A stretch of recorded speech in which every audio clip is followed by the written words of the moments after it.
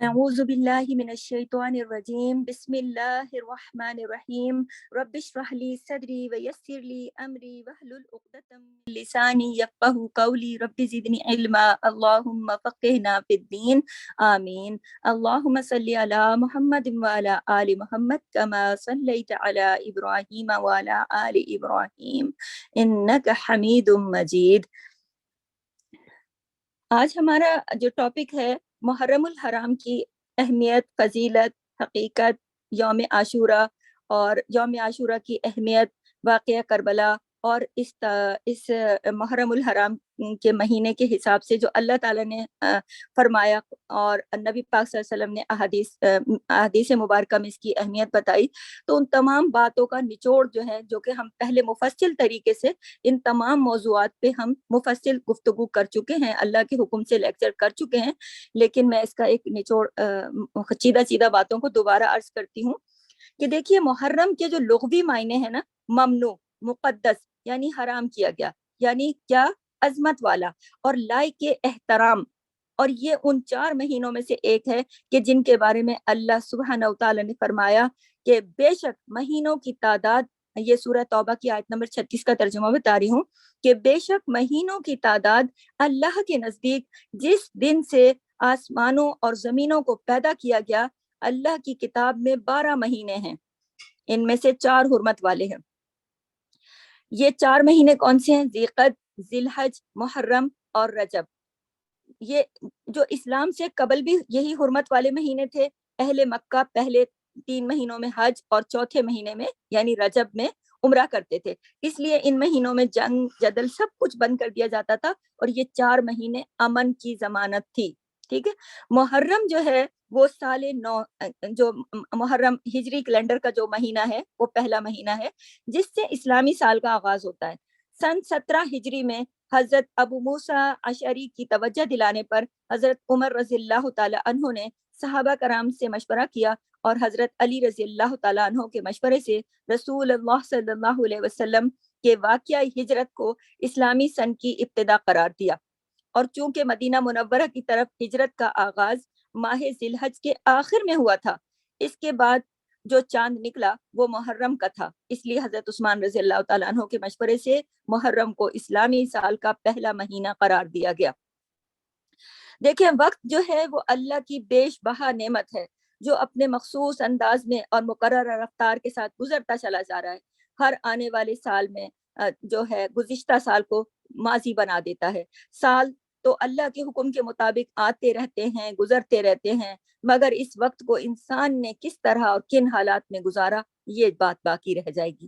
چنانچہ آنے والا محرم ہمیں، اب جو نیا محرم آیا ہے، نیا سال آیا ہے، وہ ہمیں پیغام دے رہا ہے کہ ہم اپنی زندگی کو مفید، بامقصد اور صحیح کاموں میں استعمال کریں، اور اپنے اعمال کے ذریعے سے اپنی ان وقت کی ان گھڑیوں کو اپنے حق میں حجت بنایا جائے، تاکہ اللہ کے گھر کل جب ہم حاضر ہوں، کل آنے والے وقت میں ہمیں کامیابی نصیب ہو، اور انسان کو مایوسی اور محرومی کا سامنا نہ کرنا پڑے، بچ جائے انسان۔ دیکھیں، جنید بغدادی رضی اللہ تعالیٰ عنہ نے فرمایا کہ تم ہر لمحہ یہ دیکھتے رہو کہ اللہ سے کتنے قریب ہو اور شیطان سے کتنے دور ہو۔ یعنی دیکھیے کہ ہر لمحہ ہم نے اپنے آپ کو واچ کرنا ہے، غور کرنا ہے کہ ہم اللہ سے قریب ہیں یا ہم شیطان کے قریب ہیں، کتنے دور ہیں، کتنے قریب ہیں۔ ہر لمحے ہماری نظر ادھر ہونی چاہیے۔ تو جنید بغدادی نے فرمایا کہ ہر لمحہ دیکھتے رہو کہ اللہ سے کتنے قریب ہو، شیطان سے کتنے دور ہو، جنت سے کتنے قریب ہو اور دوزخ سے کتنے دور ہو۔ اللہ اکبر! آج ہم یہ عمل اپنی زندگی میں کتنی دفعہ یاد کرتے ہیں؟ صبح سے شام تک ہمیں کوئی بات یہ یاد ہوتی ہے کہ ہم شیطان کے قریب ہیں، جنت کے قریب ہیں، یا دوزخ کے قریب ہیں یا دور ہیں؟ ہم ہر عمل کرنے سے پہلے یہ سوچتے ہیں، یہ سوال ہے میرا آپ سب سے بھی اور خود سے بھی، کہ کیا ہم یہ سوچتے ہیں؟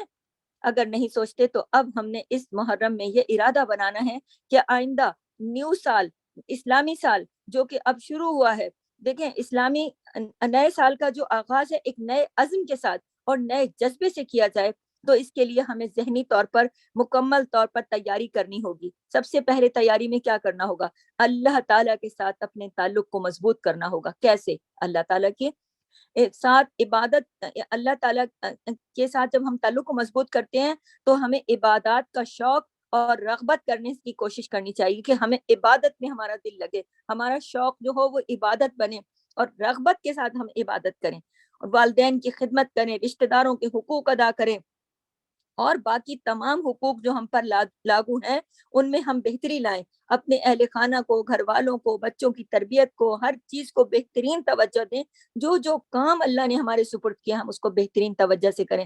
نفع مند علم حاصل کرنے اور ذاتی اصلاح کرنے کی بھی ہم نے شروع سال میں ہی منصوبہ بندی کرنی ہے۔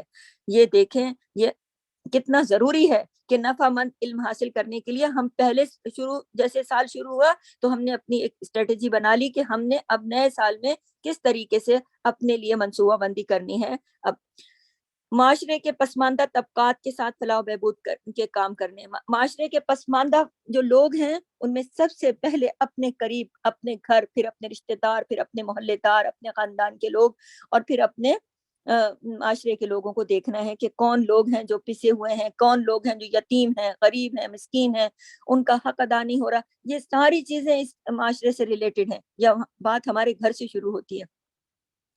تو یہ ساری چیزیں جو ہیں ہم نے اس نئے سال کے شروع ہونے سے پہلے اس کا عزم کر لینا ہے کہ یہ ہم نے کرنی ہے۔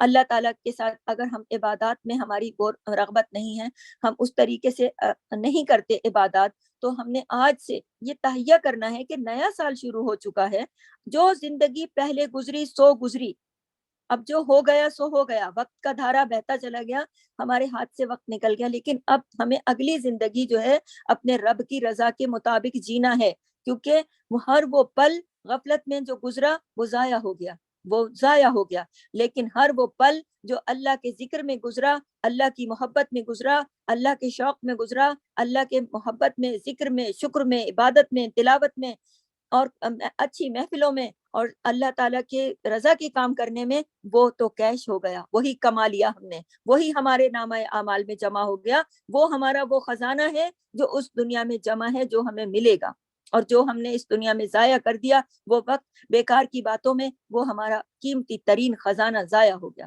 اور ہمارے اپنے ہاتھوں سے ہو گیا۔ تو جو ہو گیا سو ہو گیا، اب ہم نے نئے سال میں یہ عہد کرنا ہے کہ ہم نے اپنا اور جو سرمایہ ہے اس کو جانے نہیں دینا، اس کو ہم نے بچانا ہے۔ دیکھیں محرم جو ہے اس میں اہم تاریخی واقعات بھی ہوئے ہیں۔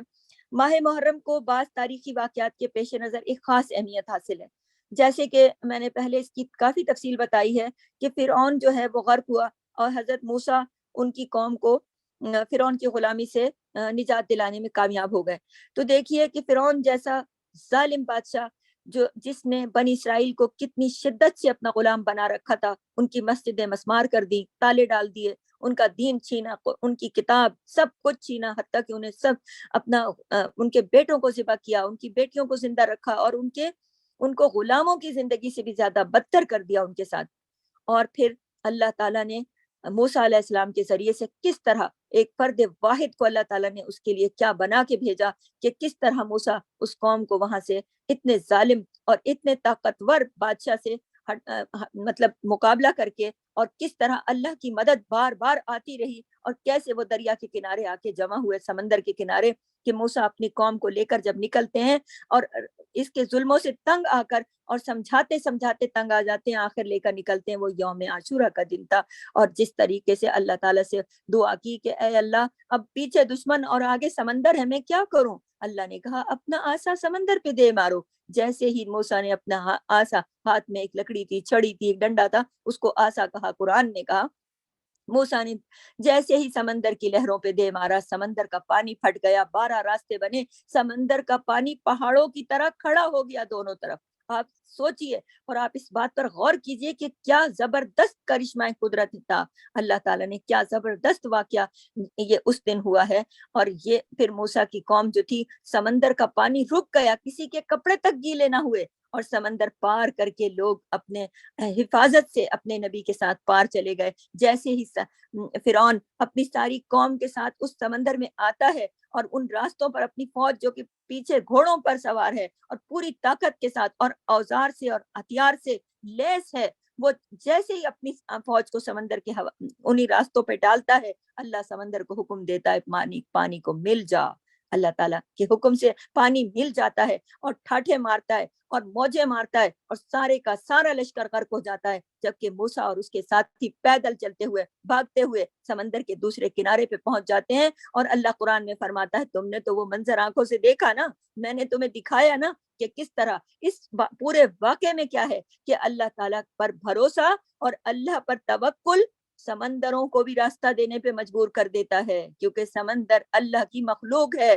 آپ سمندر پہ جا کر اندازہ نہیں کر سکتے کہ اس کے اندر کتنا پانی ہے، کتنا وسعت ہے، کتنی گہرائی ہے، کیا کچھ ہے، لیکن جب اللہ حکم دیتا ہے اپنی ایک مخلوق کو تو وہ بھی راستہ چھوڑ دیتی ہے۔ انسان کی حرمت دیکھیے، اس مہینے کی عظمت دیکھیے، اور آپ یہ دیکھیے کہ اللہ تعالیٰ نے کیسے اس واقعے کو، اور پھر یہ جو بنی اسرائیل کی قوم تھی یہ شکرانے کے طور پر یہ اس واقعے کا شکر ادا کرتے تھے کہ ہمارے نبی نے ہمیں فرعون کی قوم سے، فرعون کے مظالم سے ہماری نجات دلائی اور ہم پار ہو گئے۔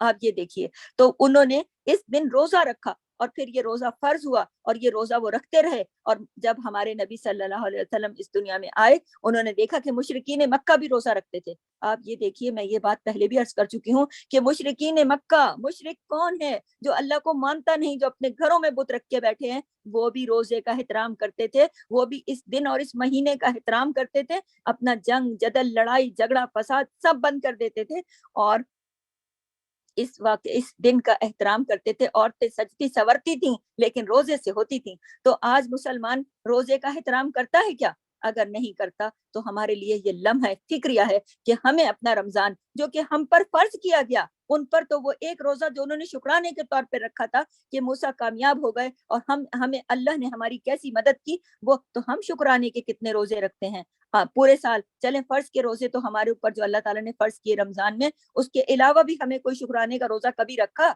رکھا یا نہیں؟ سوال ہے میرا آپ سے خود سے کہ ہمیں بھی تو پورا سال سوچنا چاہیے اللہ نے ہمیں کیا کچھ نہیں دیا، اپنا گھر، اپنا چھت، اپنی محفوظ پناہ گاہ، اپنے محرم، اپنے بچے، اپنے کھانے پینے کپڑے، ہر چیز، صحت، تندرستی، بولنا چالنا دیکھنا، ایک ایک چیز کس نعمت کا میں ذکر کروں۔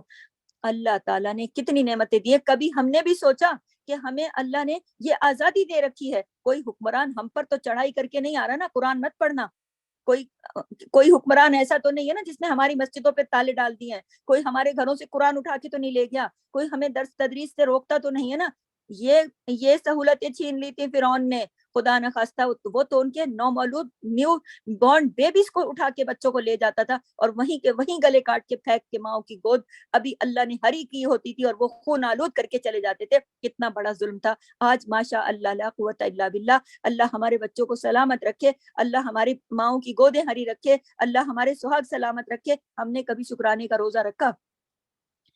روزہ تو دور کی بات ہے، ہم ہر روز اللہ کا شکر ادا کرتے ہیں، اس بات کو سوچتے ہیں کہ یہ نعمتیں نظر آتی ہیں، یہ نعمتیں اگر نظر آ جائیں، ہم یہ سوچنا بھی شروع کر دیں کہ کوئی ایسا بھی ہوا تھا کہ کبھی کسی کے ساتھ اتنے مظالم بھی ہوتے، یہی آسمان تھا، یہی زمین تھی، یہی دنیا تھی، یہی جیسے ہمارے جیسے لوگ تھے، اور اللہ نے ہمیں کتنا نواز رکھا ہے۔ اگر ہم ان واقعات کی گہرائی میں جائیں تو ہمیں اپنی زندگی کا ایک ایک پل شکر کے اس میں نظر آئے، آئینے میں نظر آئے ہمیں، لیکن ہماری تو خواہشیں جو ہیں وہ کچھ اور بن گئی ہیں۔ ہمیں تو جتنا بھی نواز دیا ہے اللہ تعالیٰ نے، اس کے بعد بھی ہم خوش نہیں ہوتے، ہم کہتے ہیں میرے پاس یہ نہیں ہے۔ ہم یہ نہیں دیکھتے کہ اتنا کچھ ہے، جو کچھ ہے وہ نہیں دکھتا، جو نہیں ہے بس نظریں ادھر ہی ٹکی رہتی ہیں۔ تو آج نیا سال کی جب آمد ہو چکی ہے، محرم کا مہینہ، ہم سب یا جمائیں تو ہم یہ سوچ کے اٹھیں گے کہ ہم نے آج سے اپنی نعمتوں پہ شکر کرنا ہے، جیسے فرعون کے مظالم سے موسیٰ لے کے قوم کو نکلے تھے اور قوم نے شکر ادا کیا۔ قرآن گواہی دیتا ہے اور حدیث گواہی دیتی ہے، اور میرے نبی نے روزہ رکھا، یہ میرے نبی کی سنت ہے، عاشورے کا روزہ رکھنا۔ عاشورے کی اہمیت یہاں سے پتہ چلتی ہے کہ کتنا بڑا واقعہ ہوا تھا اس دن۔ اس کے علاوہ بھی تاریخ نے کچھ اور واقعات کا ذکر کیا ہے۔ عام الفیل کا ایک مشہور واقعہ ہے جو اسی مہینے میں پیش آیا، جس میں ابرہہ جو تھا وہ ہاتھیوں کا لشکر لے کر خانہ کعبہ کو تباہ کرنے آیا تھا۔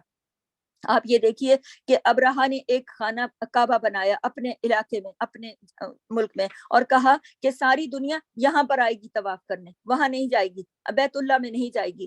کیوں؟ وہ تو اپنا کاروبار چمکانا چاہتا تھا نا، اپنی طاقت دکھانا چاہتا تھا، کیونکہ جو جیسے بھی تھے اللہ کا گھر تو شروع سے اللہ ہی کا گھر رہا، سارے نبیوں کے زمانے میں بیت اللہ ہی کی عبادت ہوتی رہی، بیت اللہ ہی کا طواف ہوتا رہا، اس کو یہ گوارا نہ تھا۔ اس نے سوچا کہ میں اپنا الگ بناتا ہوں۔ جب ایک مسلمان کوئی بھی وہاں نہیں گیا تو اس نے سوچا کہ اب میں اس کو گرا دیتا ہوں، آ کر غصے میں لال پیلا ہو کر اپنی طاقت کا مظاہرہ کرتے ہوئے ہاتھیوں کی پورا لشکر لے کر کعبے پر چڑھائی کرنے آ گیا۔ جب کعبے کے متولی کو یہ بات پتہ چلی، جو ہمارے حضور صلی اللہ علیہ وسلم کے دادا تھے غالباً، تو جب یہ پتہ چلی تو انہوں نے کہا کہ اب کیا ہوگا، اب یہ ہم تو کچھ نہیں کر سکتے۔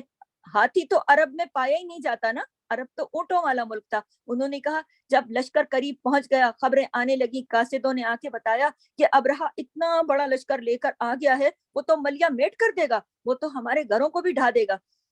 تو کعبے کے متولی ہمارے پیارے نبی صلی اللہ علیہ وسلم کے دادا، اس میں بند کیا دروازہ، دعا کی اور کہنے لگے اے اللہ، یہ تیرا گھر ہے اور میں اسے تیرے سپرد کرتا ہوں، وہ بھی جو آ رہا ہے لشکروں کو لے کر، اس کے پاس جو کچھ بھی ہے وہ بھی تیرا عطا کرتا ہے، اور جو میں ہوں میں بھی تیرا بندہ ہوں، میں بھی تیری مخلوق ہوں۔ میں اپنے گھر کی حفاظت کے لیے تو چلا جاؤں گا، اپنے گھر کو میں دیکھ لوں گا، لیکن تو اپنے گھر کی حفاظت خود ہی کرنا۔ میں تیرے گھر کی حفاظت نہیں کر سکتا، میں تیرا کمزور بندہ ہوں، میں تیرے گھر کا متولی ضرور ہوں، لیکن میں نے تیرے گھر کو تیرے سپرد کیا، اب تو اپنے گھر کی حفاظت کر اور اپنے گھر چلے گا۔ اور جتنے علاقے کے لوگ تھے وہ بھاگے بھاگے عبد المطلب کے گھر آئے اور کہنے لگے آپ تو کعبے کے متولی ہیں، ادھر سے ابرہہ اتنا بڑا لشکر لے کر آ رہا ہے، آپ کوئی حکم دیں کہ ہم سب جمع ہو کر اس کا مقابلہ کریں، ہم کیا کریں گے اگر اس نے کعبے کو ڈھا دیا؟ عبد المطلب نے جواب دیا کعبے کی حفاظت کعبے والا کرے گا، جس کا گھر ہے وہ کرے گا، تم لوگ جاؤ اپنے اپنے گھروں کی حفاظت کرو، بلکہ اللہ ہماری بھی حفاظت کرے۔ اس کے بعد ہوا یہ کہ وہ جب لشکر لے کر ہاتھیوں کا پہنچتا ہے تو اللہ تعالیٰ کی رحمت کو جو جوش آیا تو اللہ نے چھوٹے چھوٹے پرندوں ابابیل کو، ابھی وہ ایریا میں داخل بھی نہ ہو پایا تھا، یقین کریں اللہ آپ کو لے جائے، آپ وہاں دیکھیے ابابیل ابھی بھی وہاں گھوم رہے ہوتے ہیں۔ میں نے وہاں یہ منظر دیکھا، میں سوچ رہی تھی کہ یہ چھوٹے چھوٹے ابابیل تھے جنہوں نے چھوٹی چھوٹی کنکریوں سے ابرہہ کے اتنے بڑے لشکروں کو ہاتھیوں کو تباہ و برباد کر ڈالا۔ اور وہ چھوٹے چھوٹے پرندے، اللہ نے یہ شان دکھائی کہ تم جو بڑے بڑے ہاتھیوں کو دیکھ کر ہی عرب کے لوگ ڈر گئے تھے کہ یہ کیا بلا چلی آ رہی ہے، انہوں نے تو ہاتھی کبھی دیکھا نہیں تھا، وہ تو اونٹوں کو جانتے تھے، یہ ایک تو اتنا بڑا، پھر بلیک کلر کا، پھر اتنا بھاری بھرکم جانور، وہ تو دیکھ کر ہی ڈر گئے تھے۔ لیکن اللہ نے بھی چھوٹے چھوٹے پرندوں کو چھوٹی چھوٹی کنکریاں دے کے بھیجا کہ جا کے مسمار کر دو، پرندوں کے غول کنکریاں لے کر آئے اور اتنی ماری کہ لشکر تباہ و برباد ہو گیا۔ اللہ نے اپنی عظمت کا ثبوت ہے، اللہ کی عظمت کا ثبوت ہے کہ تم بڑے سے بڑا کام بھی کر لو اللہ کے خلاف، اللہ تعالیٰ ایک چھوٹے سے پرندے سے بھی تمہاری تہس نہس کر سکتا ہے۔ اس واقعے سے ہم نے یہ واقعہ محرم کے مہینے میں عاشورے کے دن ہوا تھا، تو آپ یہ دیکھیے کہ عاشورے کے دن اللہ کی رحمت کتنی موجوں پہ ہوتی ہے، اور محرم کا مہینہ کتنا اہم ہے، اور محرم الحرام کے مہینے کو کس طرح ہم نے اس کو ویلکم کرنا ہے، اس میں اپنے عزم ارادے مضبوط کرنے ہیں، ان واقعات پر جو اسلام کی تاریخ میں گزرے ہیں ہم نے نظر ڈالنی ہے، اور ہم نے اس کے مطابق مسلمان بننا ہے، نہ کہ ہم غم میں بیٹھ جائیں یہ سوچنے کے لیے کہ شاید محرم آ گیا بس ہم تو غمگین ہو گئے، بس بیٹھے ہیں، کچھ بھی نہیں کر سکتے، ہاتھ پہ ہاتھ رکھ کے بیٹھے، ہم غمگین ہیں۔ نہیں، اللہ تعالیٰ نے دیکھیں یہاں سے اس واقعے سے آپ دیکھیے کہ جو عام الفیل کا واقعہ ہے کہ یہ اللہ تعالیٰ نے اللہ تعالیٰ کی کیسے وہ اللہ تعالیٰ اپنے اس میں ہمارے کون سے جذبے کو بڑھا رہا ہے کہ جب آپ اللہ پر توکل کرتے ہیں، جیسا کہ میں نے پیچھے بتایا کہ موسیٰ نے اللہ پہ توکل کیا، سمندر نے راستہ دے دیا۔ اس واقعے میں جب اللہ متولی کعبہ نے اللہ پہ بھروسہ کیا تو پھر کیا ہوا، چھوٹے چھوٹے پرندوں نے آ کے اللہ کے حکم سے لشکروں کے لشکر اتنے بڑے طاقتور کو آ کے نیچا دکھا دیا۔ تو اللہ پہ توکل کریں تو اللہ تعالیٰ سب کر سکتا ہے، اللہ تعالیٰ کے پاس سب کچھ ممکن ہے، اس کی کتاب میں ناممکن کچھ نہیں، وہ صرف کن کہتا ہے کن، اور کن کے بعد ہو جاتا ہے، ہو جا، اور وہ ہو جاتا ہے سب کچھ۔ تو اللہ تعالیٰ ہمیں کتنا شکر ادا کرنا چاہیے کہ اللہ تعالیٰ نے ہمیں علم کے ان تمام علم کے ذریعے یہ تمام باتیں ہمارے سامنے کھلی تو ہمارا اور بھی یقین اعتماد بڑھ گیا۔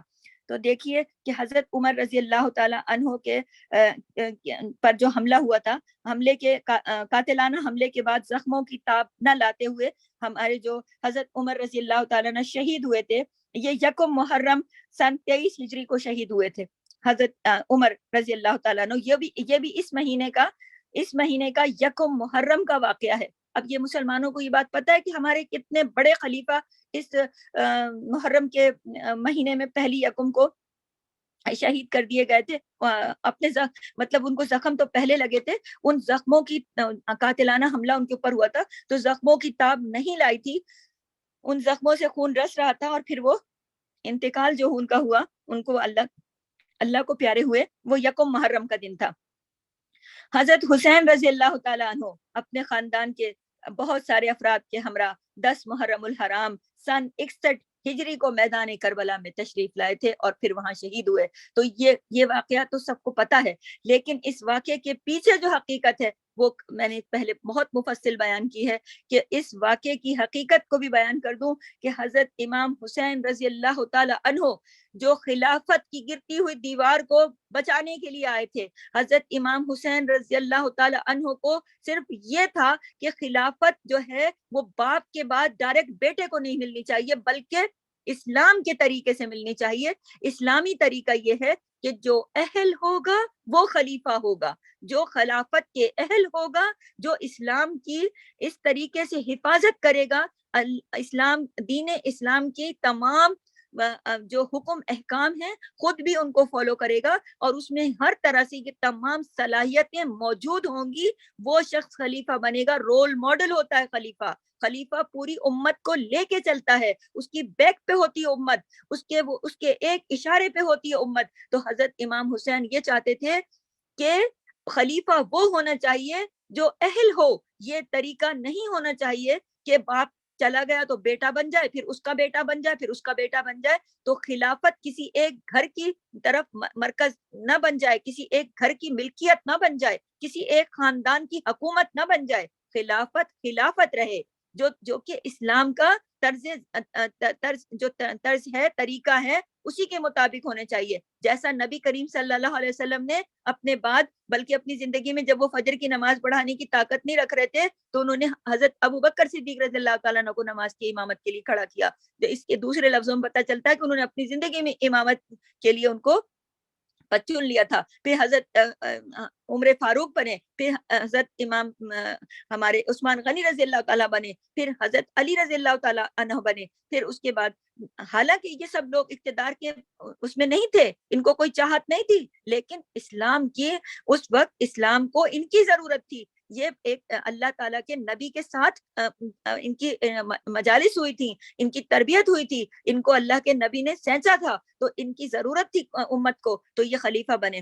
اس کے بعد جب چونکہ یہ دو الگ قریش قبیلے کے جیسے دو ہوتے ہیں نا فیملی، جیسے ایک دادا کے دو بیٹے ہوتے ہیں، تو اسی طرح قریش کے آگے سے دو شاخیں تھی، ایک بنو امیہ تھا اور ایک جو تھا وہ بنو ہاشم تھا۔ تو بس وہ بیچ میں ہوا دینے والوں نے ہوا دی کہ حضرت عثمان غنی جو ہیں وہ بنو امیہ سے ہیں تو بنو ہاشم کی ہونی چاہیے۔ تو یہ وہ سب باتیں چلتی رہیں۔ پھر امام حسین رضی اللہ تعالی عنہ جب امیر معاویہ جو تھے وہ خلیفہ بنے تو انہوں نے اپنے بیٹے کو منتخب کر دیا تھا۔ حضرت امام حسین نے، ساری دنیا نے اس کی بیعت کر لی تھی، اور 10 سال وہ اپنے باپ کی اس میں فرزندی میں رہا تھا۔ جب اس نے بیعت لے لی تھی 10 سال اس کے والد زندہ رہے تھے اس پوری بیعت لینے کے بعد بھی، لیکن امام حسین نے قبول نہیں کیا تھا، اور ان کے 4 ساتھیوں نے بھی قبول نہیں کیا تھا۔ یہ 5 لوگ تھے، ایک فوت ہو گئے، 4 باقی بچ گئے۔ ان 4 میں سے 2 کی رائے تھی کہ ہم وہاں جائیں گے، اور 2 کی رائے یہ تھی کہ ہم مکے میں ہی رہیں گے۔ اس میں سے بھی پھر 2 نے اپنی ان کی بیعت کر لی تھی، اور باقی صرف 2 بچ گئے تھے، عمر بن زبیر اور یہ اپنے حضرت امام حسین رضی اللہ تعالیٰ عنہ۔ تو انہوں نے ایک نے کہا ہم مکے میں ہی رہیں گے، تحریک چلائیں گے۔ امام حسین کو کوفیوں نے خط لکھے کہ آپ آئیے، ہم آپ کا ساتھ دیں گے۔ تو امام حسین وہاں تشریف لے گئے، اور وہاں جا کے پتہ چلتا ہے۔ اب اس واقعے کے اندر بھی بڑے سبق آموز واقعات ہیں کہ امام حسین نے کتنا زبردست عزم اور ارادہ کیا کہ دنیا روکتی رہ گئی، لیکن ایک مسلمان جب ایک بات کا عزم کر لیتا ہے، ارادہ کر لیتا ہے، چاہے ان کو یہ بھی پتا تھا کہ ہو سکتا ہے کہ آگے حالات کچھ بھی ہوں. لیکن یہ اس واقعے کا ایک شروع سے بتا رہی ہوں کہ اس واقعے کا جو سب سے پہلا پہلو میری سامنے آ رہا ہے کہ امام حسین سب سے پہلے تو اپنے دین کی خاطر ساری دنیا ایک طرف ہو گئی اور وہ ایک طرف ہو گئے. تو ہم نے کیا سیکھا اس واقعے سے کہ اگر ساری دنیا غلط پر اڑ جائے تو کیا ہم بھی ان کے ساتھ دیں گے؟ نہیں. کبھی ہم تو آج کے اس دور میں کیا ہوتا ہے, ہم یہ سوچتے ہیں, ہم کہتے ہیں اب ساری دنیا تو یہ کرتی ہے, ہم کیوں نہ کریں. دیکھیں ساری دنیا اگر غلط بھی کر رہی ہو تو ہم نے نہیں کرنا. پہلی بات تو ہم نے یہ سیکھی. دوسرا یہ کہ امام حسین رضی اللہ تعالیٰ عنہ حق بات پر اڑ گئے. انہوں نے یہ نہیں دیکھا کہ میرے پاس تو تعداد میں لوگ کم ہیں, وہاں تو لوگ زیادہ ہیں. پھر ان کا عزم دیکھیے, حوصلہ دیکھیے. تو ایک مسلمان کو اس واقعے سے یہ سیکھنا چاہیے کہ ہم کیوں اپنا حوصلہ گرا دیتے ہیں, ہم کیوں اللہ پر بھروسہ نہیں کرتے, ہم کیوں توکل نہیں کرتے, ہم کیوں یہ نہیں سوچتے کہ میرے ساتھ میرا رب ہے, میرے ساتھ میرا رب ہے. چھوٹی سے چھوٹی بات ہو, وہ تو بہت بڑا واقعہ تھا, بہت بڑا مارکا تھا جس پر امام حسین کو سب نے روکا بھی, لیکن وہ ایک مرد مومن تھے. انہوں نے یہ کہا کہ یہ مسلمان کا شیوا نہیں, یہ مسلمان کا شیوا نہیں کہ وہ ڈاما ڈول ہوتا رہے کہ میں یہ کروں یا نہ کروں, کروں یا نہ کروں. انہوں نے کہا جو فیصلہ ہو گیا, اب آگے جو ہوگا وہ میرے رب کو منظور ہے. اللہ پر بھروسہ ہے, اللہ پر توکل ہے. جو منظور میرے خدا کو, جو منظور میرے اللہ کو, جو ہوگا وہ اللہ کی مرضی کے مطابق ہوگا, میں اسے قبول کروں گا. اور وہ چلے گئے. اور یہ دیکھیے کہ جن لوگوں نے ان کو خط لکھے وہ کوفہ کے لوگ تھے. انہوں نے خط لکھے کہ ہم آپ کے ساتھ ہیں, وہ وہاں چلے گئے. جب وہ وہاں پہنچے, انہوں نے پہنچنے سے پہلے قاصد بھیجا, بلکہ اپنا ایک نمائندہ بھیجا, اپنا کزن بھیجا, مسلم بن عقیل, اور جا کے وہاں کی فضا معلوم کرو, وہاں لوگ ہمارے ساتھ ہیں بھی صحیح کہ نہیں. دیکھیے انہوں نے تدبیر کی. یہ بھی ہم نے اس واقعے سے سیکھا کہ کل میں نے اس واقعے کی ساری ڈیٹیل بتائی تھی, آج میں نے جو اس کو یہ بتا رہی ہوں کہ ہم نے اس واقعے سے کیا سیکھا. ہم نے یہ سیکھا کہ جب ان کو لوگوں نے روکا تو انہوں نے اندھا دھند تو نہیں چلے گئے, ارادہ انہوں نے کر لیا تھا, لیکن انہوں نے تدبیر کی. کیا تدبیر کی؟ انہوں نے مسلم بن عقیل کو بھیجا کہ جا کے وہاں کے حالات معلوم کرو. اب مسلم بن عقیل کی وفاداری دیکھیے کہ وہ جاتے ہیں وہاں, معلوم کرتے ہیں, وہاں پہ پہنچتے ہیں, وہاں لوگ ان کے ہاتھ پر 12,000 ٹھکا ٹھک ان کے ہاتھ پہ بیعت کر لیتے ہیں. وہ خط بھیجتے ہیں فٹافٹ, آ جائیے حالات بہت اچھے ہیں, آپ کا ساتھ دینے کے لیے لوگ تیار ہیں. ادھر خط ملتے ہی امام حسین اپنے 72 فیملی کے 20 اور باقی سب ساتھیوں کو ملا کے 72 لوگوں کو لے کے قافلہ لے کے روانہ ہو جاتے عراق کی طرف, کیونکہ دارالحکومت کوفہ میں تھا. پہلے مدینے میں تھا, حضرت علی نے وہاں شفٹ کیا تھا کیونکہ مدینہ دور پڑتا تھا اور حکومت بہت بڑی ہو گئی تھی, اس وجہ سے وہ وہاں روانہ ہو جاتے ہیں. اور جب وہاں مسلم بن عقیل کے ساتھ چھوڑ دیتے ہیں لوگ, کیونکہ وہاں کا جو گورنر ہوتا ہے ابن زیاد, وہ بہت سخت اعلانات کرتا ہے کہ جس نے بھی ان کا ساتھ دیا وہ سب مارے جاؤ گے. جس نے اپنے گھر میں ان کو پناہ دی تھی سب سے پہلے تو اس کو مار دیا. لوگوں میں خوف راز پھیل گیا, لوگ ان کے ساتھ مل کر شامل تو ہوئے, بیعت تو کی, لیکن وہاں کا جو گورنر تھا اس کے غصے کی وجہ سے اور اس کے سخت جارحانہ رویے کی وجہ سے لوگ ڈر گئے اور لوگوں نے بیعت توڑ کے پیچھے ہٹ گئے. لوگ وہ اکیلے رہ گئے, قتل کر دیے گئے, شہید کر دیے گئے. انہوں نے شہادت سے پہلے قاصد بھیجا امام حسین کو, ادھر مت آئیے گا, ادھر حالات بدل چکے ہیں, اب کوئی بھی آپ کا ساتھ نہیں دے گا اور میں تو خود مارا جاؤں گا. وہ تو بیچارے شہید ہو گئے. خط قاصد لے کے پہنچا, اس وقت تک تو امام حسین وہاں سرحدوں پہ پہنچ چکے تھے. جب وہاں پہنچتے اور انہیں اطلاع ملتی ہے کہ وہ جب وہاں علاقے میں جاتے پتہ چلتا ہے مسلم بن عقیل تو شہید کر دیے گئے, تو آپ یہ دیکھیے کہ وہ سوچتے ہیں ظاہر ہے کہ اب تو آگے کوئی حامی بھی نہیں, کیا کروں, اب ارادہ ترک کر لیتے ہیں کہ چلو ٹھیک ہے میں واپس جاتا ہوں. لیکن مسلم بن عقیل کے بیٹے جو کہ عرب کا دستور تھا, انہوں نے کہا ہمارے والد کو ناحق مارا گیا ہے, ہمارے والد کا خون بہا لیں گے, قصاص لیں گے ہم. اور یہ عربوں کا دستور تھا, وہ خون بہا کے بدلے قصاص, قتل کے بدلے بدلہ لیتے تھے. تو امام حسین کی مروت دیکھیے, امام حسین کی مروت دیکھیے, انسانیت دیکھیے کہ انہوں نے یہ سوچا کہ مسلم بن عقیل کو میں نے بھیجا تھا, میرے کہنے پہ وہ شخص یہاں آیا. اب یہ دیکھیے کہ انہیں امام حسین کو یہ بات اچھی طرح سمجھ آ چکی ہے کہ کوفے میں کوئی ان کا حامی نہیں, لیکن ان کی مروت دیکھیے کہ وہ واپس اس وقت فوراً نہیں پلٹے, وہ آگے آئے, کوفے تک آ گئے.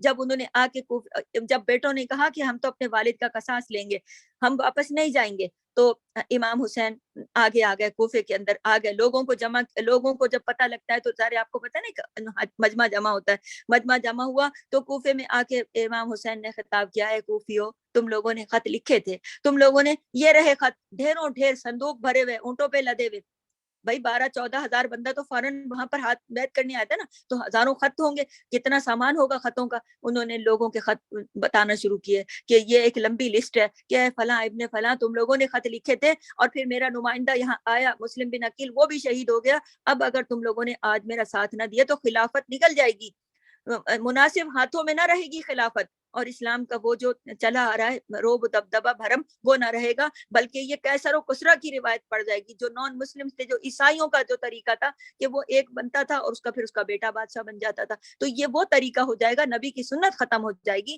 اور اسلام کا طریقہ ختم ہو جائے گا. آج میرا ساتھ دو، تم نے مجھے بلایا تھا، میں آیا ہوں. آپ ان کی مروت دیکھیے، آپ ان کی شرافت دیکھیے، اور یہ سبق ہے ہمارے لیے. کوئی اور ہوتا تو وہاں یہ خطبہ دیتا، کوئی اور ہوتا تو کہتا کچھ بھی مطلب کتنی سخت بیان دیتا کہ تم لوگوں نے آج کی اس دنیا سے ریلیٹ کر کے دیکھے تو صحیح کہ کتنا سخت بیان دیتا کہ تم لوگوں کی وجہ سے میرا وہ بندہ وہاں شہید ہوا وغیرہ وغیرہ. انہوں نے سب اللہ کی رضا میں راضی ہوئے، پھر بھی نرمی سے بات کی اور عزت سے بات کی، اور کہا کہ اب بھی آنکھیں کھولو اور میرا ساتھ دو. تم نے بلایا ہے تو میں آیا ہوں نا، اگر تم نہ بلاتے تو میں نہیں آتا. تو سب کسی نے بھی ان کا ساتھ نہ دیا. تو جب انہوں نے تمام حالات دیکھے تو انہوں نے دوسرے جو لوگ تھے جو اپنے ساتھ تھے ان کی جانوں کو خطرے میں ڈالنے سے بچانے کے لیے یہ اعلان کیا کہ جب اسی اسنا میں گورنر نے ہور کے ساتھ 1,000 کا لشکر بھیج کے گھیر لیا، اب تو پیچھے جانے کا راستہ بھی بند ہو گیا. اسی اسنا میں جب پیچھے بھی نہیں جا سکتے تھے، کچھ نہیں ہو سکتا تھا، تو انہوں نے پھر کہا کہ مجھے جانے دو، میں اپنے جس ملک سے مکہ سے گئے تھے نا، میں جہاں سے آیا ہوں مجھے وہاں جانے دو. ایک آپشن تو یہ ہے. دوسرا یہ ہے کہ میں جنگ کرنے نہیں آیا یہاں، میں تو حقیقت پر بات کرنے آیا ہوں. تو اب اگر حالات جنگ کے نہیں ہیں تو مجھے بات چیت کر کے اس مسئلے کو حل کرنے دو، راستہ دو دمشق تک میں پہنچوں، جا کر جو موجودہ خلیفہ ہے جو یزید بنا بیٹھا ہے میں اس سے جا کر بات کروں کہ بھائی تم کیسے خلیفہ بن سکتے ہو. خلیفہ بننے کے لیے تو خلیفہ والی چیزیں ہونی چاہیے، مجھے بات چیت کرنے جانے دو. تو بات چیت کرنے بھی نہیں جانے دیا. اور تو انہوں نے کہا اچھا ٹھیک ہے، مجھے تیسرا راستہ میرے پاس یہ ہے کہ مجھے شام کی سرحدوں کی طرف جانے دو تاکہ میں وہاں جا کر اسلام کی خاطر جہاد کرتے ہوئے شہید ہو جاؤں. اسلام ایک مسلمان کی تلوار ایک مسلمان پہ نہ اٹھے. میں تم لوگوں سے لڑنا نہیں چاہتا، میرا تم لوگوں سے کوئی لڑائی نہیں ہے، کوئی جھگڑا نہیں ہے، میں یہاں لڑنے نہیں آیا، میں تو یہاں بات کرنے آیا ہوں. یا مجھے یزید سے بات کرنے دو، یا مجھے نان مسلمس کی سرحدوں کی طرف جانے دو، یا مجھے پرامن طریقے سے واپس اپنے گھر جانے دو، جو کہ وہاں ان کو نہیں جانے دیا گیا. کیوں؟ اس میں بھی ایک انا کا چکر تھا کہ زیاد نے کہا تھا پہلے میری کرو، پہلے میری بیعت کرو، پھر اس کے بعد نکلو گے یہاں سے. جب تک میری بیعت نہیں کرو گے تو نہیں ہوگا. اور اپنی بیعت لینے کے لیے بھی جس کو بھیجا وہ کوئی اور تھا، تو وہ گھیر کے تو لے آیا، اس نے بیعت تو نہیں لی لیکن گھیر کے لے آیا. پھر دوسرا سپہ سالار بھیجا 4,000 کے لشکر کے ساتھ، تو دوسرا سپہ سالار جو تھا وہ صحابی رسول کا بیٹا تھا عمر بن سعد. اس نے زیادہ سختی نہیں کی، اس نے یہ سوچا کہ ان کو جانے دو یزید کے پاس، کی جا کے وہاں بات چیت سے مسئلے کو سالو کر لیں گے. ان کو پھر نہیں پھر جب ابن زیاد کو پتہ چلتا ہے کہ وہ تو سپہ سالار فوج کے ساتھ جو بھیجا تھا وہ تو نرمی برت رہا ہے، اسے فوراً قاصد بھیجا، فوراً واپس آؤ، میں نے تمہیں وہاں نرمی کرنے بھیجا. یہاں ابن زیاد نے اپنی انا کا مسئلہ بنا لیا. اس نے کہا جب تک حسین کا سر میرے سامنے نہیں جھکے گا میں اس کو جانے نہیں دوں گا، نہ پیچھے نہ آگے. ایک اور دوسرا کوفیوں کو یہ خطرہ تھا کہ حسین کے پاس ثبوت ہیں، سارے ثبوت ہیں جو ہم نے بلایا ہے، کیونکہ اس وقت جو بھی سر اٹھاتا تھا اس کو قتل کر دیتے تھے. تو ان کو یہ خطرہ تھا کہ اگر حسین رضی اللہ تعالیٰ عنہ کے پاس یہ جو ثبوت ہے یہ اگر اس موجودہ خلیفہ کے ہاتھ لگ گئے تو انہیں پتہ چل جائے گا کہ ہم نے خط لکھے تھے، ہم نے بلایا حسین کو، یعنی ہم نہیں چاہتے کہ یہ والے جو خلیفہ ہیں یزید یہ خلیفہ رہے، ہم ان کے خلاف ہیں. تو اب ان کو یہ فکر پڑ گئی کہ اب ہماری تو لکھت ان کے پاس ہے، اب تو ان کو نہ پیچھے جانے دو، کیونکہ اگر یہ پیچھے گئے تو ثبوت بھی ساتھ ہی لے جائیں گے، اور اگر یہ آگے گئے یزید کے پاس تو بھی خط چلے جائیں گے، اور اگر ان کو زندہ چھوڑا تو کہیں نہ کہیں سے بچ نکلیں گے، تو کبھی نہ کبھی تو یہ بات کھل جائے گی. اس لیے اب تو ان کا خاتمہ بہت ضروری ہے. اور ابن زیاد کو تو یہ تھا کہ انہوں نے یہ کیوں انکار کیا کہ پہلے میری بیعت کیوں نہیں کر رہے، پہلے میری بیعت کریں پھر میں جا کے یزید کی تک اپنی بیعت پہنچاؤں گا. اور یزید نے کہا تھا ان سے بیعت لے کے پیغام مجھے پہنچاؤ. انہوں نے بیچ میں اپنی انا کا مسئلہ بنا لیا. یزید نے تو یہ آرڈر تو نہیں کیے تھے کہ فوراً مار دو، لیکن ان لوگوں نے، ان کو یہ پتا تھا، یزید کو تو نہیں پتا تھا کہ خط لکھے ان لوگوں نے، خط تو کوفیوں نے لکھے تھے نا. تو انہوں نے اپنے نشان ثبوت بٹانے کے لیے آخرکار وہ پورا ماحول ہے کہ وہ ایک پورا منظر ہے، لیکن میں اس میں منظر میں نہیں جاؤں گی، کہ میں آپ کو اس واقعے کی خاص چیزہ اپنے احکامات بتا رہی ہوں کہ کتنا صبر اور برداشت کا مظاہرہ کیا حضرت امام حسین نے، بار بار کوفیوں سے یہی خطاب کرتے رہے، اے لوگو دیکھو میں نے تم لوگوں کو نہیں مارا، نہ ہی میں مارنے آیا ہوں، نہ ہی میں کوئی جنگ کرنے آیا ہوں، میں تو ایک پیغام لے کر آیا ہوں جو کہ میرا فرض بنتا ہے، دیکھو میں خاندان نبوت سے ہوں، دیکھو میں تمہارے رسول کا نواسا ہوں، تم لوگ جانتے نہیں ہو کیا مجھے، تم لوگ کیوں کر رہے ہو ایسا؟ وہ تحمل سے بات کرتے رہے۔ تو ہمارے لیے سیکھنے کی بات کیا ہے کہ ایک طرف اتنی بڑے بڑے لشکر آ گئے، اس کے باوجود بھی صبر کا دامن نہ چھوٹا حسین رضی اللہ تعالیٰ عنہ کے ہاتھ سے، اور وہ صبر کے ساتھ برداشت کے ساتھ بات کرتے رہے۔ لیکن جب ان کو اور یہ انہوں نے گھیر ہی لیا اور وہ جنگ کا سما ہی پیش کر دیا، تو ظاہر ہے وہ ایک ایک کر کے پھر بھی اپنے مقابلے پر اترے، اور انہوں نے عزم اور بہادری کی بے مثال قربانی دی اور اپنی جانوں کے نذرانے پیش کیے، اور پھر ان کے خیموں کو اس لیے آگ لگی کہ وہاں ثبوت موجود تھے۔ ان کے خیموں کو جلانے کا مقصد یہ تھا کہ وہاں سارے صندوق اور یہ سب چیزیں جل جائیں۔ اب آپ یہ دیکھیے کہ حضرت امام حسین کی بہادری، ان کی جرت، ان کی خوبی، ان کی مروت، ان کی شرافت، ان کا خطاب، کتنے اہم چیزیں ہیں ہمیں زندگی کا درس دینے کے لیے، کہ ہمیں تو کوئی ایک ذرا سی بات کہہ دیتا ہے تو ہم اس کو آگ بگولا ہو جاتے ہیں اور اس سے لڑنے بھڑنے لگتے ہیں اور اپنی زبان پہ کنٹرول نہیں رکھتے۔ لیکن امام حسین کے خطبات کو دیکھیے کہ کتنے ان کے ساتھ دھوکے ہو گئے۔ انہوں نے کوفیوں کو پھر بھی یہی بار بار، کتنے خط آئے تھے لیکن وہ یہی کہتے رہے کہ آپ لوگوں نے خط لکھے تھے تو میں آیا ہوں نا، لیکن کوئی غلط جملہ ان کے منہ سے نہ نکلا کوئی، اور اللہ کی رضا میں راضی ہو گئے وہ۔ اگر وہ چاہتے، وہ نواسہ رسول تھے، وہ چاہتے تو وہاں کس طرح کی دعائیں مانگ سکتے تھے، وہ کیا کیا شکوے اور شکایت کر سکتے تھے کہ اللہ میں تو تیرے نبی کا دین بچانے آیا ہوں، اور دیکھیں کہ میرے ساتھ اتنے لشکر نے مجھے گھیر لیا، میرے ساتھ تو عورتیں اور بچے ہیں، لیکن انہوں نے اپنے رب سے کوئی شکوہ نہ کیا۔ تو یہ ہمارے لیے بہت زیادہ سیکھنے کا مقام ہے کہ ہم آج اس دور میں اگر کسی مریض کے لیے 2 دعائیں مانگ لیتے ہیں اور اس کی بچت نہیں ہوتی اور اس کا وقت پورا ہو جاتا ہے، تو ہم فوراً شکوے شکایت شروع کر دیتے ہیں اور ہم کہتے ہیں میری تو دعائی قبول نہیں ہوئی، میں نے تو بڑی زندگی مانگی تھی، بڑی صحت مانگی تھی، یا میری تو دعائیں نہیں سنتا اللہ۔ اس طرح نعوذ باللہ ہم طرح طرح کے جملے بولنا شروع کر دیتے ہیں۔ تو یہ واقعے کی یہ جو 3 واقعات میں نے آپ کو خاص طور پر موسیٰ اور فرعون اور عام الفیل اور حضرت امام حسین کے واقعے سے سیدھا سیدھا نکات میں جا کے موٹی موٹی باتیں بتائیں کہ اس میں ہمارے لیے سیکھنے کی باتیں ہیں۔ یہ اس لیے نہیں ہے کہ ہم غم کی چادر اوڑھ کے بیٹھ جائیں کہ بس اب یہ مہینہ غم میں گزارنا ہے اور اس کے بعد اگلا مہینہ سے جو مرضی آئے گی کریں گے، نہیں، یہ اللہ تعالیٰ نے پریکٹس کے لیے ہمیں دیا۔ اور دیکھیے کہ اس محرم کے روزے کی اہمیت بیان کرتی ہوں کہ اس کو روزے کی اہمیت بیان کرتے ہوئے آپ صلی اللہ علیہ وسلم نے فرمایا کہ رمضان کے بعد افضل ترین روزہ، اللہ اکبر کبیرہ، غور کیجئے میرے لفظوں پہ، رمضان کے بعد افضل ترین روزہ جو ہے اللہ تعالیٰ کے مہینے محرم کا ہے۔ یہ نبی کے الفاظ ہیں، افضل الصیام بعد رمضان شہر اللہ المحرم، یہ نبی کے الفاظ ہیں، صحیح مسلم سے روایت ہے۔ اب اس میں 3 باتیں کھل گئیں کہ رمضان کے بعد افضل ترین روزہ کون سا ہے؟ اللہ کے مہینے محرم کا، یعنی اللہ کا مہینہ کہا، شہر اللہ، اللہ کا مہینہ۔ مہینے تو 12 ہیں، جب آسمان اور زمین بنائے گئے اللہ نے اس وقت 12 مہینے بنائے، لیکن شہر اللہ کسی مہینے کو نہ کہا۔ اور رمضان کے روزے کی جو اہمیت ہے، ایک روزہ 70 سال کی مسافت پیدا کر دیتا ہے، رمضان کا ہو یا کوئی ایک، رمضان کی تو اور زیادہ ہے، عام دنوں کا بھی ایک روزہ اگر کوئی بندہ رکھ لیتا ہے، اللہ کی رضا کی خاطر وہ روزہ رکھتا ہے، تو اس کے چہرے کو 70 سال کی مسافت، 70 سال جہنم کی آگ سے دور کر دیا جاتا ہے۔ تو آپ یہ دیکھیے کہ پھر 12 مہینوں میں سے کسی مہینے کو شہر اللہ کا خطاب نہیں ملا، محرم کو ملا ہے شہر اللہ، اللہ کا مہینہ، اللہ اکبر کبیرہ، اللہ کا مہینہ، اور اس کے ایک روزہ افضل ترین ہے، رمضان کا روزہ کہیں زیادہ۔ آپ کو پتا ہے رمضان کے روزے کے لیے اللہ نے کیا ارشاد فرمایا؟ اس کا اجر تو میں خود دوں گا، اس کا اجر تو میں خود دوں گا۔ تو کتنا اجر دوں گا یہ تو اللہ ہی کو پتا ہے، یہ تو کسی کو نہیں پتا۔ اور پھر اللہ کے اس مہینے کو، اس مہینے کا روزہ رمضان کے بعد سب سے افضل ترین ہے۔ دیکھیں پہلے میں نے بتایا تھا 3 عشرے، رمضان کا آخری عشرہ اور حجۃ الوداع کا، اس کا ہمارا جو حجۃ الوداع کا پہلا عشرہ اور دن وہ رمضان کے 10 راتیں اور اس کا حجت جو ہمارا ذی الحجہ کا ہے، ذی الحجہ کا شروع کے 10 دن اور محرم کی جو پہلے 10 دن ہیں، یہ 3 عشرے بہت ہی قیمتی ترین ہیں عبادت کرنے کے لیے. باقی جو محرم کا جو ہے نا پورا مہینہ بہت اہم ہے. اب دیکھیے کہ محرم کی اہمیت اور فضیلت یہاں سے بھی پتہ چلتی ہے کہ محرم کی 10ویں تاریخ کو عاشورہ کہا جاتا ہے. یہ دن اللہ تعالیٰ کی خصوصی رحمت اور برکت کا حامل ہے. حضرت عائشہ رضی اللہ عنہ سے روایت ہے کہ ایام جہالیت میں قریش عاشورہ کے دن روزہ رکھتے تھے اور رسول صلی اللہ علیہ وسلم بھی رکھتے تھے.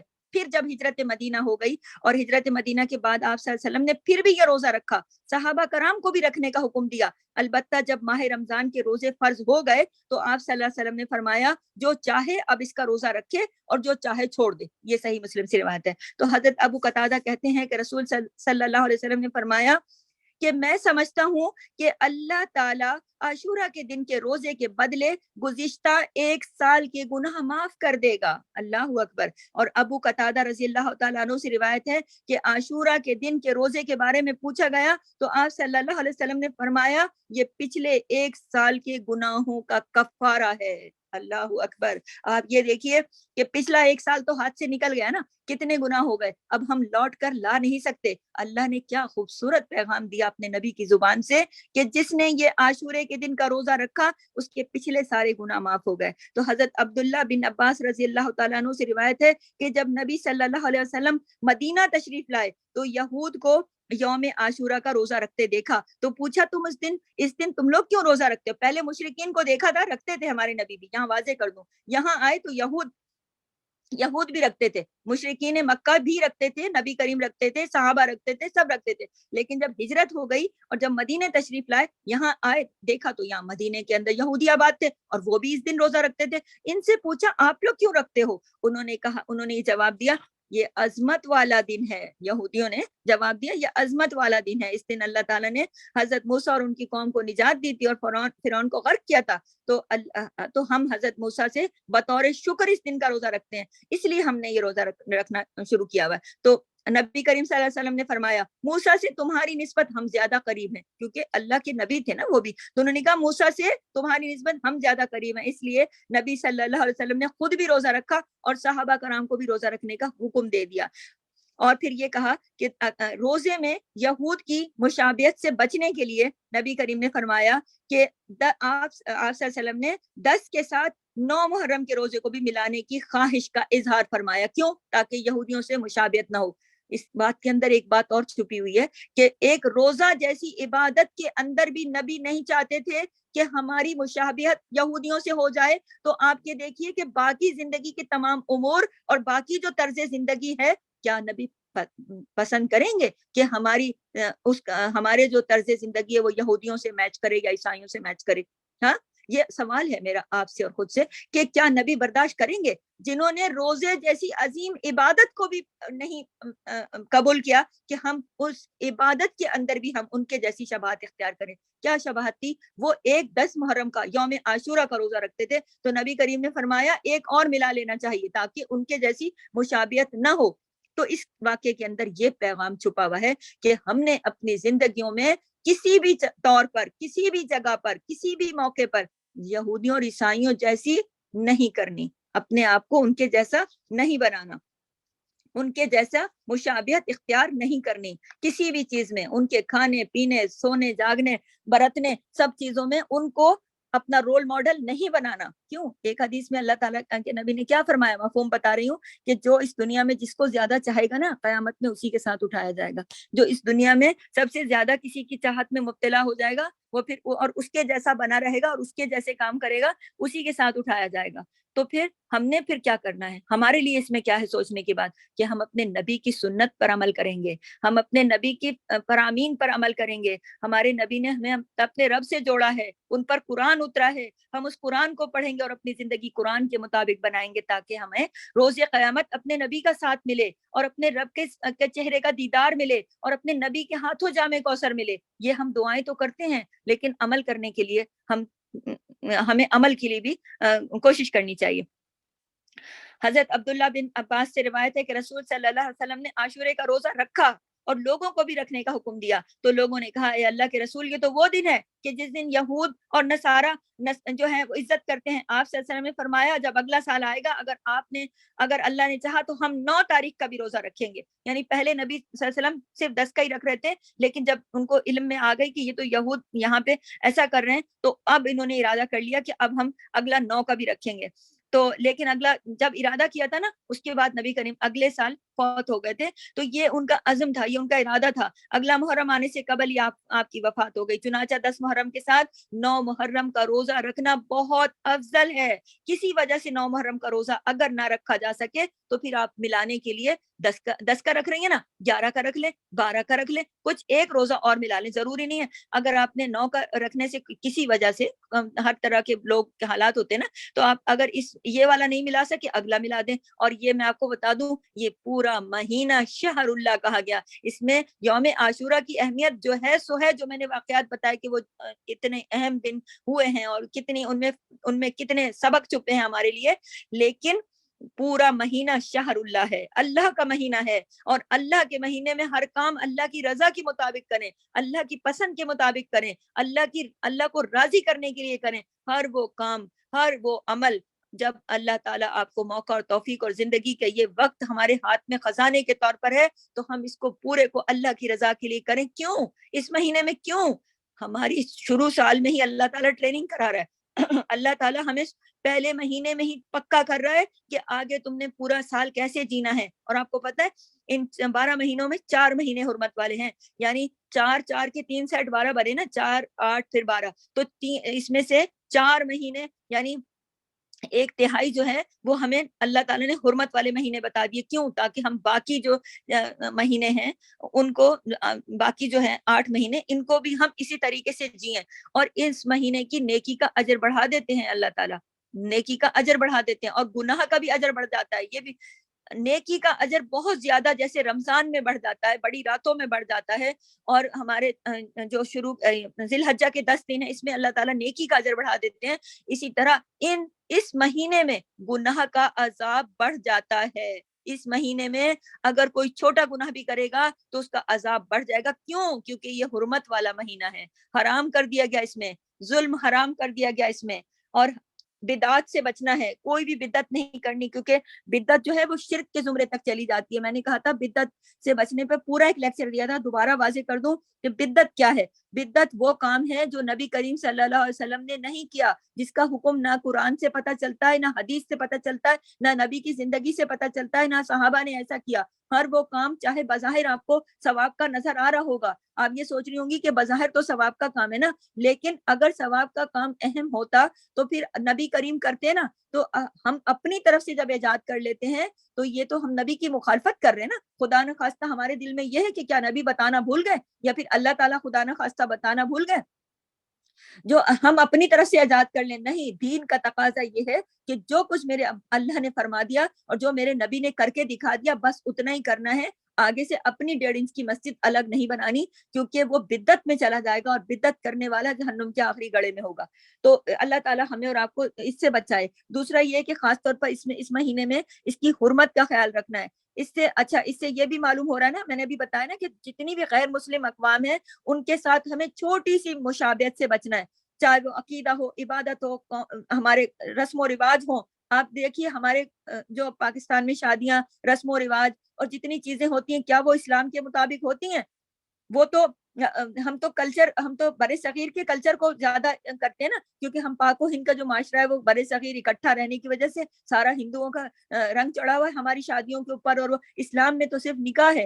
تو ہم کس کے غیر مسلموں کے طریقے اپناتے ہیں نا, ہم پیلے جوڑے پہن رہے ہیں, یہ کر رہے ہیں, کیا ہے یہ اسلام میں تو کہیں نہیں. ہمارے نبی کے زمانے میں اتنی ہمارے نبی کی ازواج مطہرات آئیں, کسی کی مایوں نہیں ہوئی, کسی کی مہندی نہیں ہوئی, نکاح ہے نا. لیکن ہم غیر مسلموں کے طریقے اپناتے ہیں.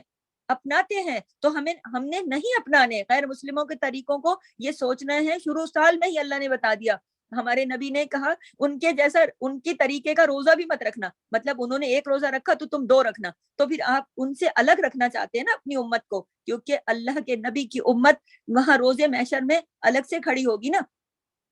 اور اگر کوئی, کتنے افسوس کی بات ہے کہ کوئی امتی ان کے ساتھ کھڑا ہوگا, تو اور کون سا امتی ان کے ساتھ کھڑا ہوگا جو اس دنیا میں ان کو فالو کرتا ہے, ان کے طریقے اپناتا ہے, تو ظاہر وہ پھر ادھر کھڑا ہوگا. تو یہ کتنے افسوس کی اور دکھ کی بات ہے. اس وجہ سے ہم نے اب اس شروع سال سے یہ نیت کرنی ہے کہ ہم نے تمام عادات, اطوار, رسم رواج سب جو ہے وہ اپنے نبی کی سنت کے مطابق کرنا ہے. حضرت عبداللہ بن عمر رضی اللہ تعالیٰ عنہ سے روایت ہے کہ نبی کریم صلی اللہ علیہ وسلم نے فرمایا کہ جس نے کسی قوم کی مشابہت اختیار کی وہ انہی میں سے ہے. اللہ اکبر, استغفر اللہ. یہ نبی کریم نے فرما دیا کہ جس نے کسی قوم کی مشابہت اختیار کی وہ انہی میں سے ہے. اور محرم کی حرمت کا خیال رکھنا دیکھیں ہم سب کی ذمہ داری ہے. قرآن مجید میں اللہ تعالیٰ نے جہاں حرمت والے مہینوں کا ذکر فرمایا وہاں کہہ دیا پس سورہ توبہ کی آیت نمبر 36 کا ترجمہ ہے, پس ان مہینوں میں اپنے اوپر ظلم نہ کرو, اپنے اوپر ظلم نہ کرو. قرآن نے کہہ دیا, کیا مطلب ہے اس کا, اپنے اوپر ظلم نہ کرو. ہم جب غیبت کرتے ہیں, ہم جب چغلیاں کرتے ہیں, ہم بدگمانی کرتے ہیں, نماز قضا کرتے ہیں, قرآن کو کھولتے نہیں, قرآن کو پڑھتے نہیں, قرآن کو سنتے نہیں, قرآن کو سمجھتے نہیں, آگے پھیلاتے نہیں, جھوٹ, برائی, غیبت, شرک, کفر, یہ سب ریاکاری, یہ سب کیا ہے, یہ ظلم ہے ہمارے اپنے ساتھ. یہ وہ ظلم ہے جو ہم اپنے ساتھ کر رہے ہیں. کیسے؟ کیونکہ وہ سب چیزیں ہمارے نامہ اعمال میں درج ہو رہی ہیں, ہمارا رجسٹر تیار ہو رہا ہے. روز قیامت اس رجسٹر کو نکال کے ہمارے نامہ اعمال میں رکھ دیا جائے گا. جو گناہ ہوں گے وہ گناہوں کے پلڑے میں رکھ دیے جائیں گے, جو نیکیاں ہوں گی وہ نیکی کے پلڑے میں رکھ دی جائیں گی. تو اللہ تعالیٰ نے خاص طور پہ کہا کہ ان مہینوں میں اپنے اوپر ظلم نہ کرو, کیونکہ اس میں تو ایک ظلم بڑھ کر کئی ظلموں کی برابر ہو جائے گا نا. اور وجہ کیا ہے, کیونکہ شروع مہینے میں ایک بچہ ہوتا ہے نا چھوٹا, تو شروع میں ہی اس کی تربیت کی جاتی ہے, شروع میں اس کی تربیت کی جاتی ہے تاکہ وہ بڑے ہو کے اچھا انسان نکلے. ایک پودا ہوتا ہے نا, تو اس کی جو تنا ہوتا ہے اس کو شروع میں ہی سیدھا کھڑا کر دیتے ہیں. بعض اوقات آپ نے دیکھا کہ کسی درخت کا پودا ہوتا ہے چھوٹا نرم ہوتا ہے, ادھر مڑ جاتا ہے ادھر مڑ جاتا ہے, لوگ اس کو سہارا لگا دیتے ہیں. کیسے سہارا لگاتے ہیں, ساتھ اور کوئی لکڑی کھڑی کر دیتے ہیں, باندھ دیتے ہیں. کیوں؟ اس لیے کہ وہ سیدھا اوپر جائے. اسی لیے اللہ تعالیٰ نے محرم کے مہینے میں ہی انسانوں کے اوپر ظلم کو حرام قرار دے دیا تاکہ رک جاؤ, کسی صورت یہ نہ کرو, تاکہ اچھے سے جینا سیکھو, تاکہ پھر پورا سال امن سے رہو, اپنے لیے بھی امن اور دوسرے کے لیے بھی امن. جب ہم ظلم سے بچتے ہیں نا, ظلم کرنے سے, تو اپنے آپ کو بھی بچاتے ہیں اور دوسروں کو بھی بچاتے ہیں. تو ہمیں اللہ تعالیٰ کے اس حکم پر خاص نظر رکھنی چاہیے. اور کوئی بھی ایسا کام جو اللہ تعالیٰ کی ناراضگی کا ہو, نافرمانی کا ہو, گناہ ہو, بدعات ہو, منکرات ہو, وہ ہرگز نہیں کرنا چاہیے. اور محرم جو ہے وہ حرمت والے مہینوں میں سے ایک ہے, چنانچہ ضروری ہے کہ ہم اس کی حرمت کا خاص خیال رکھیں اور اس مہینے میں کوئی ایسا کام نہ کریں, بچیں کہ اس سے کسی دوسرے کی حرمت بھی پامال ہو. دوسرے کو خاص طور پہ بچانا ہے, کیونکہ حدیث رسول ہے کہ مومن وہ نہیں کہ جس کے ہاتھ اور زبان سے دوسرا محفوظ نہ ہو, بلکہ مومن وہ ہے کہ جس کے ہاتھ اور زبان سے دوسرا محفوظ ہے. تو آپ اور میں اس بات کو سوچ لیں. اور ہمارا ایک سوال ہے اپنے سے بھی اور آپ لوگوں سے بھی, کہ ہم نے اپنے ہاتھ اور زبان سے دوسروں کو محفوظ رکھا ہوا ہے کہ نہیں. اگر نہیں رکھا تو ہم شروع سال میں ہی عہد کر لیں گے, کیونکہ آج ہم ان ساری چیزوں کا نچوڑ تلاش کر رہے ہیں. ہم نے پورے محرم میں جو کچھ سنا, جو کچھ پڑھا, جو کچھ کیا, جو کچھ ہم نے بتایا, جو کچھ ہم نے عمل کی باتیں سیکھی, تو آج ہم نے خود کو تیار کرنا ہے کہ ہم نے پورا سال جینا کیسے. ہر قسم کے جھگڑے سے, فتنے سے, فساد سے اپنے آپ کو دور رکھنا ہے. دیکھیں جھگڑا صرف وہ نہیں ہے جو دوسرے لوگ جھگڑا گھر میں بھی ہو جائے, آپس میں میاں بیوی, بچے, رشتے دار, خاندان. اگر جھگڑا پہلے ہوا ہوا ہے, معاف کر دو, درگزر کر دو, منا لو روٹھے ہوں کو, اور آئندہ کے لیے عہد کر لو کہ اب ہم کسی سے جھگڑا نہیں کریں گے, کیونکہ اس مہینے میں جھگڑنا بہت سخت گناہ ہے. اور اگر کینہ دل میں رکھ کے بیٹھے رہے تو عبادت بھی قبول نہیں ہوتی. تو اور اللہ تعالیٰ نے خاص طور پر حکم دے دیا نا کہ دوسروں کے بھی جان, مال اور عزت اور حرمت کا خیال رکھو. تو دیکھیں ایک مسلمان کے لیے کتنا یہ زیادہ ضروری ہے. ابن عباس رضی اللہ تعالیٰ عنہ سے روایت ہے کہ رسول صلی اللہ علیہ وسلم نے حجۃ الوداع کے موقع پر فرمایا, تمہارا خون, تمہارا مال اور تمہاری عزت ایک دوسرے پر اسی طرح حرام ہے جس طرح تمہارے آج کے دن, اس شہر کی اور اس مہینے کی حرمت ہے. تو کیا یہ پیغام میرے اور آپ کے لیے کافی نہیں؟ یہ دیکھیے کہ زبان اور عمل دونوں سے ہر ایسے کام سے بچیں جو دوسروں کے لیے اذیت کا اور تکلیف کا باعث ہو یا کسی کی دل آزاری ہو. صحابہ کرام جیسی بے مثال شخصیت کے لیے، اور دیکھیں نمونہ ہے وہ ہمارے آگے، اور ہم جو ہماری صحابہ کرام کی شخصیات تھیں، ہمیں ان کو دیکھنا ہے، اپنے نبی کی سنتوں کو دیکھنا ہے کہ دوسروں کے ساتھ ہماری کوئی ناچاکی نہ ہو، کوئی رنجش نہ ہو، کوئی اس طرح کی. دیکھیں حسین رضی اللہ تعالیٰ عنہ کتنے نازک موڑ پہ کھڑے تھے، کوئی بد کلامی نہیں کی، منہ سے کوئی غلط جملہ نہیں نکالا، کوئی غلط بات نہیں کری، جان دے گئے، شہادت قبول کر لی. ٹھیک ہے، جہاں لڑنے کی بات آئی وہاں لڑے بھی بڑی بہادری سے، بڑی جرت سے، ایسے ایسے لشکروں پہ ٹوٹ پڑا ایک ایک محمد کا سپاہی کے پیچھے بھاگے بھیڑ بکریوں کی طرح الٹے قدموں گرے جا کے. لیکن بہرحال جو نصیب کی بات تھی، جو تقدیر میں لکھا تھا، روز ازل سے یہی لکھا تھا. نبی کریم صلی اللہ علیہ وسلم کو جبرائیل علیہ السلام نے بتا دیا تھا پہلے ہی کہ یہ شہزادہ جو ہے یہ نبی کی سنت کو اور خلافت کے لیے شہادت قبول کرے گا. تو یہ ایک قربانی تھی جو نبی کے گھر سے لینی تھی اللہ نے رہتی دنیا تک، کہ کوئی یہ نہ کہتا آج ہمارے ملک کے بیٹے جا کے سرحدوں پہ جان دیتے ہیں، جا کے اپنی شہادتیں قبول کرتے ہیں اور اپنے ملک کو اسلام کی دیواروں کی حفاظت کرتے ہیں، کیونکہ جو اسلام کے لیے ملک بنا ہے تو وہاں کافروں کے قدم نہ پڑے تو حفاظت کرتے ہیں. تو اللہ تعالیٰ نے ہر چیز اپنے نبی کی زندگی سے گزاری کہ کوئی یہ نہ کہے کہ میرے ساتھ تو یہ زیادہ ہو گیا، یہ تو نبی کے ساتھ نہ ہوا تھا. تو اس وجہ سے آپ یہ سوچتے ہوں گے نا کہ اللہ چاہتا تو روک سکتا تھا، بالکل، لیکن اللہ تعالیٰ نے زندگی کی ہر مصیبت ہمارے نبی کی زندگی میں شامل کر کے ہمارے لیے رول ماڈل بنا دیا. دیکھیں پیدا ہوئے تو والد نہیں تھے، بعد میں والدہ بھی چلی گئی، دادا چلے گا، چچا چلے گا، معاشرہ اتنا مشکل میں ڈال دیا لوگوں نے، رشتہ داروں نے، پھر گھر چھوڑنا پڑا، مکہ چھوڑنا پڑا، شہر چھوڑنا پڑا، بیچارے اکیلے وہاں سے سفر کرتے مدینے پہنچے، کن کن حالات میں رہے، جنگوں میں رہے، پھر بھی اللہ کا قرآن اتر رہا تھا، عمل کر رہے تھے، اپنی زندگی دین کے مطابق گزار رہے تھے. بیٹے دنیا سے چلے گئے، قاسم کی میت پہ ابراہیم کو، طاہر کو، سب کو اپنے ہاتھوں سے قبروں میں اتارا، لیکن واویلا نہیں کیا، شور نہیں کیا، شرابہ نہیں کیا، سینہ کو بھی نہیں کی، منع کیا سب کو کہ دیکھو یہ نہیں کرنا، اپنے رب کی رضا میں راضی رہو. کیوں؟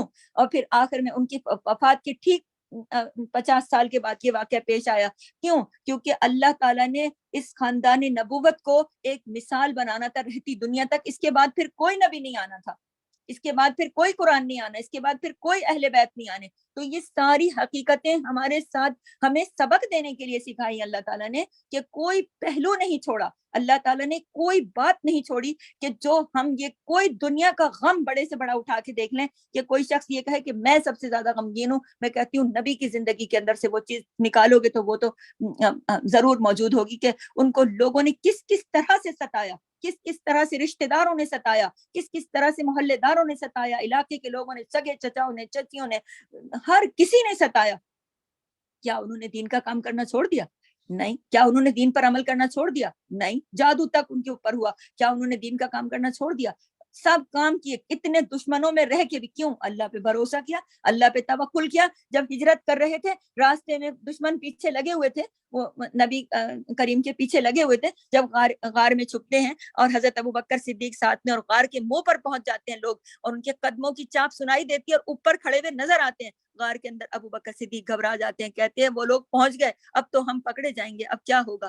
نبی کریم نے کہا گھبراؤ مت، کیونکہ ہم دونوں اکیلے نہیں ہیں، ہمارے ساتھ تو تیسرا ہمارا رب بھی ہے، وہ خود بچا لے گا. آپ یہ دیکھیے پھر کیسے اللہ تعالیٰ نے ان کو بچایا اور کیسے مکڑی نے آ کے اپنا جال بنا دیا منٹوں سیکنڈوں میں، کیونکہ اللہ کے تابع ہے، وہ علی کل شیء قدیر ہے. تو یہ ساری نچوڑ کی جو بات ہے نا کہ ہم کس طرح جی رہے ہیں، ہم کس زادیوں پر جی رہے ہیں، ہم اس سے ناراض ہیں، اس نے یہ کہہ دیا، اس نے وہ کہہ دیا، میں نے اس کے لیے اچھا کیا تھا، اس نے میرے ساتھ.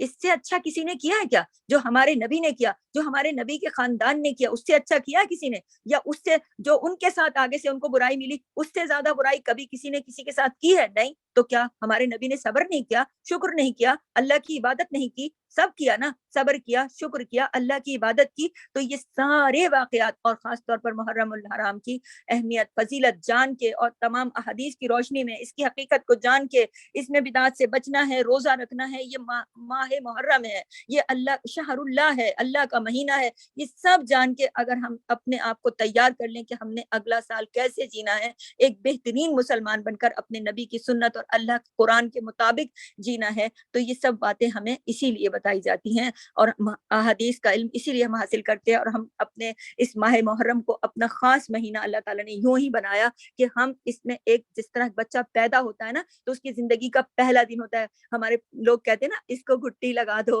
جس کا جو گھٹی لگائے گا اس کی عادات و اتوار ہیں. یہ ایک رسمی باتیں ہیں، مجھے نہیں پتا کہ ایسا ہوتا ہے یا نہیں ہوتا، لیکن میں ایک بات آپ کو مثال دے رہی ہوں سمجھانے کے لیے کہ آپ یہ دیکھیے یہ اللہ نے پہلے ہی مہینے میں ہماری تربیت شروع کی ہے. کیوں؟ یہ اہمیت کیوں بتائی؟ اور اللہ تعالیٰ نے ہمارے نبی نے کیا مصیبتوں اور آفتوں پہ صبر نہیں کیا؟ ہمارے نبی نے واویلا ہی مچاتے رہے، اس نے میرے ساتھ یہ کیا وہ کیا؟ نہیں، انہوں نے اپنے مشن کو جاری رکھا. جس طرح حسین رضی اللہ تعالیٰ نے مشن کو جاری رکھا، جس طرح موسیٰ علیہ السلام نے مشن کو جاری رکھا، جس طرح ابرہہ آیا اور اللہ نے اپنے گھر کو بچایا، جیسے فرعون کے ظلموں سے موسیٰ بچا کے اللہ کی حکم سے اللہ تعالیٰ بچا کے لے گئے، جس طرح حسین رضی اللہ تعالیٰ کی قربانی کو آج میں اور آپ بھی یاد کر رہے ہیں اور رہتی دنیا تک یاد رکھا جائے گا. اور اللہ تعالیٰ کے نبی نے اسی طرح تمام مشکلوں کو سہتے ہوئے صبر کے ساتھ، شکر کے ساتھ، دین کے ساتھ، قرآن کے ساتھ، عبادات کے ساتھ اپنے منظر اپنے اصل مشن پہ نظر رکھی. کیا تھا اصل مشن؟ اللہ کی عبادت. اللہ تعالیٰ نے انسان کو اس دنیا میں اپنی عبادت کے لیے پیدا کیا ہے، اپنے رولز بتائے ہیں، قرآن دیا ہے، کتاب ساتھ میں بھیجی ہے، اس کے یہ تم ہو اور یہ تمہارے جینے کا طریقہ ہے، اس کو سیکھو اور اس کے مطابق عمل کرو. تو اللہ تعالیٰ مجھے اور آپ کو اللہ کی رضا کے مطابق اور اپنے نبی کی سنت کے مطابق جینے والا بنائے، اور ماہ محرم الحرام کی ساری نعمتیں، رحمتیں، برکتیں، بخششیں، عنایتیں، نوازشیں ہمیں عطا کرے، اور اللہ تعالیٰ ہم سب کو صراط مستقیم پر چلنے کی توفیق عطا فرمائے. اور یہ محرم الحرام سال نو کا یہ پیغام ہے کہ ہم اپنے دین کو اور قرآن کو پکڑ لیں. قرآن ہماری رسی ہے، اللہ کی رسی ہے، جس کو اگر ہم نے مضبوطی سے پکڑ لیا اور اپنے نبی کی سنت پر عمل کرنا سیکھ لیا اور اللہ کی عبادت ٹھیک طریقے سے صبر اور شکر کے ساتھ ہم نے طریقے اختیار کیے تو انشاءاللہ روز قیامت اللہ تعالیٰ ہمیں رسوا ہونے سے بچائیں گے انشاءاللہ. میری دعا ہے کہ اللہ تعالیٰ آپ کو اور مجھے اس جو کچھ ہم نے سنا اور جو کچھ ہم نے کوشش کی، اللہ تعالیٰ ہمیں عمل کرنے کی توفیق عطا فرمائے. سبحانک اللہم و بحمدک، نشہد ان لا الہ الا انت، نستغفرک و نتوب الیک. السلام علیکم ورحمۃ اللہ وبرکاتہ.